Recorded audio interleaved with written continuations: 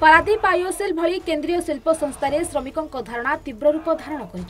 दीर्घ 4 दिन धरी आईओसीएल पारादीप हलदिया पाइपलाइन प्रकल्प सम्मुख में परिवार सहित धारणा बसुच्च शताधिक श्रमिक। पाइपलाइन डिविजन पक्षर 8 दफा दाबी को नहीं एक दायीपत्र दि जाएगी। श्रमिक मान धारणा 4 दिन बीती जाते कंपानी कर्तृपक्ष आलोचना को आसुना जहाँ नहीं श्रमिक मान मध्य देखा असंतोष। श्रमिक माने दीर्घ 15 वर्ष धरी कार्य करथिले दरमा वृद्धि करा जाउ नाही। एपरिक कैंटीन मिलुथिबा खाद्य श्रमिक मानकु पातरंतर करा जिबा सहित 2016 मसीह चुक्ति बातिल 6टी श्रमिक को पुनः नियुक्ति पुराना श्रमिक को पदोन्नति प्रभृति 8 दफा दाबी को नहीं धाड़े बसुंती श्रमिक। विगत 15 वर्ष है आईओसीएल जो आम पाइपलाइन काम कर कर्मकर्ता मैंने से पर्यटन जगह गोटे घर मालिक जब गोटे कुकुर रखे से निज पोषा कुकुर भाई भावे कि एपर्यटन जगह जो खरा काकर शीत वर्षा सब सहीकि से कंपानी आसुँच कंपानी उन्नति कर आज जाके एम्प्लॉय मैंने 15 वर्ष काल कम किसी भी पाई ना आज कंपानी धारणा देवे कौन करेंगे। धारणा बसार कारण हूँ 15 वर्ष पाइपलाइन आम कार्य कर सारा भी जहाँ न्याय्य दाबी अच्छी आमर सेगुड़ा भी आमको मिलूनी। आ गोटे कथा जानी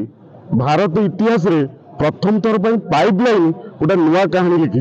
से कहानी हूँ हाथ काटी लिखि सारा बंद कर 2016 मसीह आम सहित गोटे एग्रीमेंट करता 2 वर्ष 2018 पर्यटन लागू है 2 वर्ष आमको देला हाथ काटी लिखि 2 वर्ष पर बंद करदेला। आज लज्जाजनक घटना कौन अच्छी पाइपलाइन दीर्घ 15 वर्ष है कम करुच्ची दीर्घ 15 वर्ष कम कलापर ऑफिसर मैंने आमको उठ बस कर कम कर आमर किसी नहीं जहाँ बाहर अलाउंस किसी नहीं 15 वर्ष कम कलापर आमर 2016 गोटा सेटलमेंट करते से सेटलमेंट